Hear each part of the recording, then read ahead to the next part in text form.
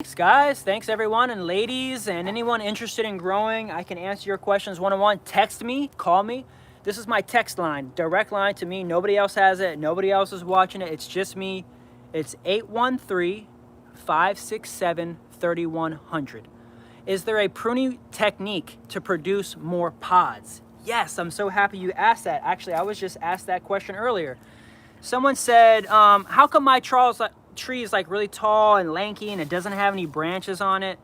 The best technique to get more seed pods, more drumsticks, is to just cut it back.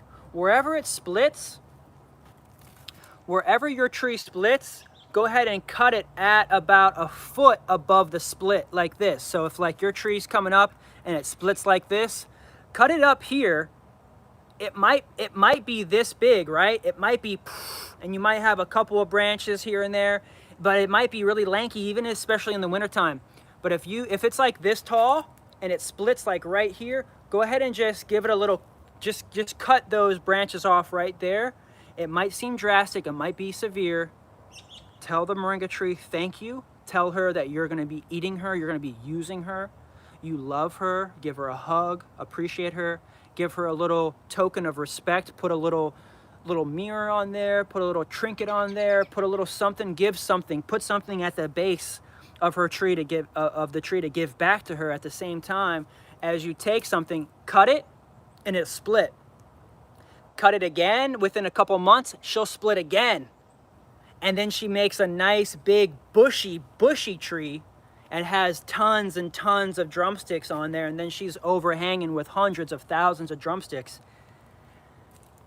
It's food, okay? This is like one of the things that I try to help people realize with moringa is that it is a food, right? And when you're in the wild, if you're in Africa or you're in India, lots of V's. Yes, at every V, he's asking, can you cut it at every V? Yes, please look at some of the videos that I have of when I drop it back and I bring those trees back, especially for wintertime, and I prepare them.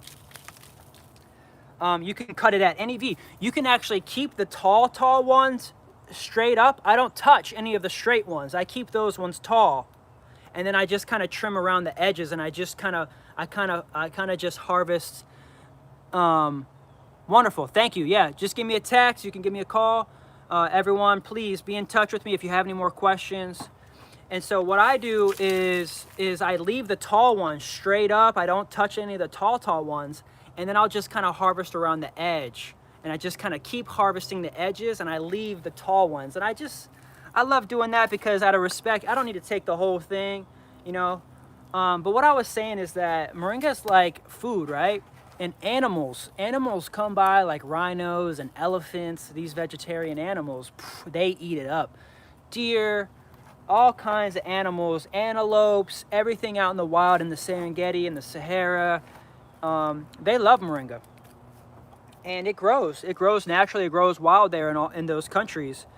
And so it's food. And so what people don't realize is that moringa's nature is to give. It's providing abundance. And it needs to be eaten. In order for it to be alive and to thrive, it needs to be eaten. And this is the thing, is that the more you eat it, the more she gives back. If you're just looking at it, yes, you can love it, you can appreciate it from afar, you can not touch it. It's beautiful. She's a sacred tree. She's very powerful in her own right. And even if you chose not to eat a single leaf off of her, she will still give back to you. And you don't have to touch it, you know. Exactly. Someone just said the elephants, they do the natural pruning and the natural forest, maintenance. You know, like animals eating the forest and eating the trees is a natural form of maintenance. Oh, here, look, here's a flat end here. Here's a nice tapered end here. And I'm laying the two wings down on top. I'm not setting it too far in, and I'm just kind of planting it right on top there. So if you need to hit me up, have any questions, my number is 813-690-6516. You can get me on the phone. Just type any number. It's just a menu. You can type any number. It's going to come right to me. Between 10 and 2, that's usually when I answer. Eastern time, 10 to 2 is when I'm answering every phone call between 10 and 2. And so if you need some more info, you need to get some seeds, you want to feel safe about where you're getting your supply from, that's me. I'm your trusted Moringa farmer, and we grow everything organically in love, in nature. And we're just putting these seeds on here. Bam! Be like seed bay. Woo! Yes! We doing it, man.